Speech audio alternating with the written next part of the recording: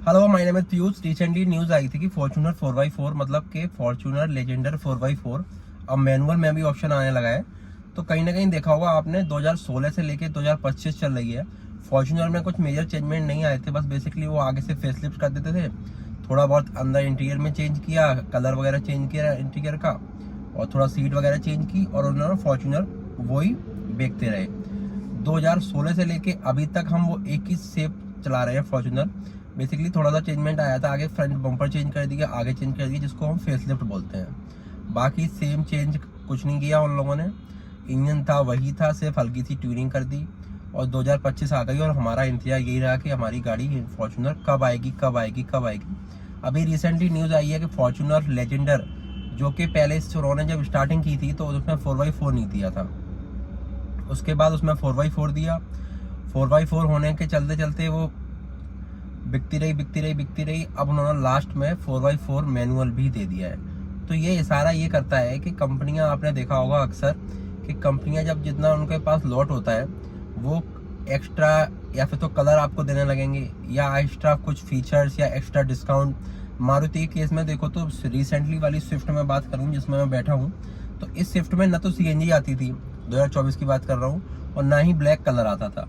जब उनको अपना लॉट खाली करना होता है, मतलब जो गाड़ियां निकालनी होती हैं, उस टाइम ये लोग क्या करते हैं कि जितनी भी गाड़ियां इनके पास बची हैं उनमें थोड़ा मोटा कॉस्मेटिक चेंज करके आपको गाड़ी निकाल देंगे बाहर मार्केट में। और उसमें से स्विफ्ट थी, स्विफ्ट को ब्लैक कलर दे दिया, सीएनजी में ऑप्शन दे दिया, जो लोग अट्रैक्टिंग ना हो उसकी तरफ वो भी अट्रैक्ट हो जाए। ऐसे ही फॉर्च्यूनर का हाल है। फॉर्च्यूनर का फैन बेस इतना है कि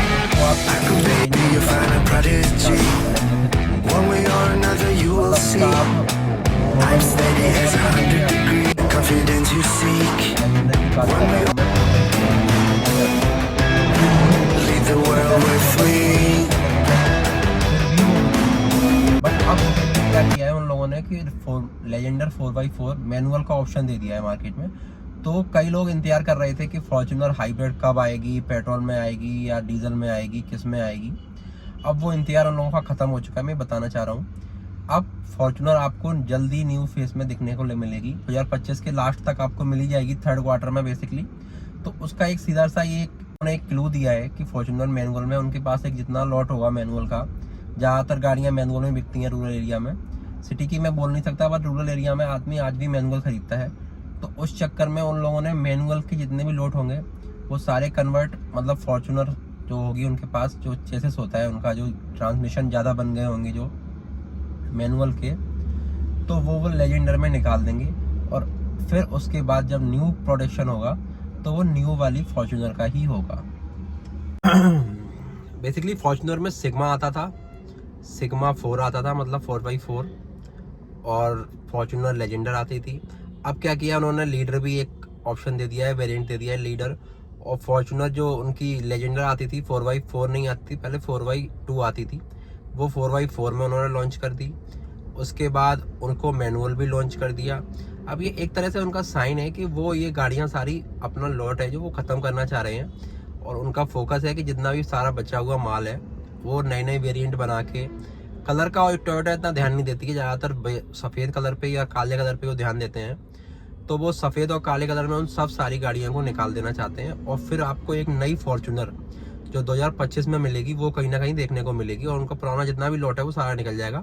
बट टोयोटा ऐसी कोई स्ट्रेटजी नहीं अपनाता कि उनकी गाड़ी बिक नहीं रही है, हाँ बिक जाएंगी, वो नहीं निकालेंगे फिर भी बिक जाएंगी, लेकिन उनको डिस्काउंट देना पड़ेगा ज़्यादा। तो उससे बचने के लिए एक ये बाईपास निकाला हुआ है कि आपको ये अट्रैक्शन मिल जाए कि वहाँ मैनुअल में भी आने लगी है, और एक जिसका न्यू वेरिएंट आ गया है लीडर, वो खरीद लेंगे, वो थोड़ा सस्ता पड़ता है वो ले लेंगे।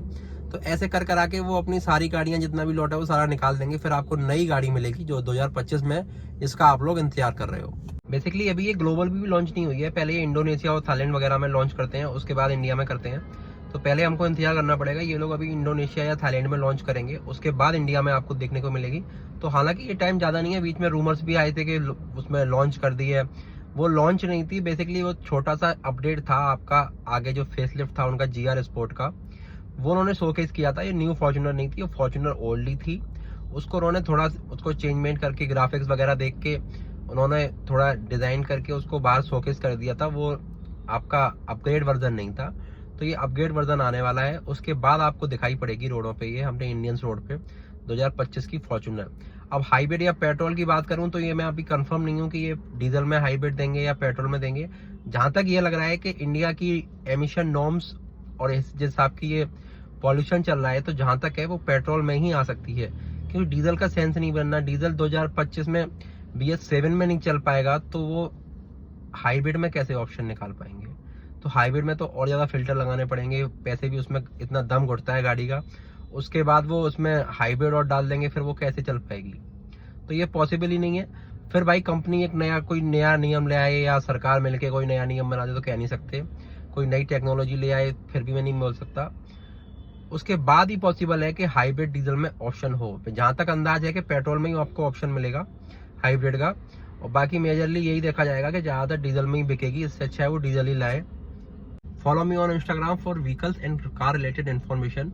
मिलते हैं नेक्स्ट वीडियो में नेक्स्ट टॉपिक के साथ, तब तक के लिए गुड बाय।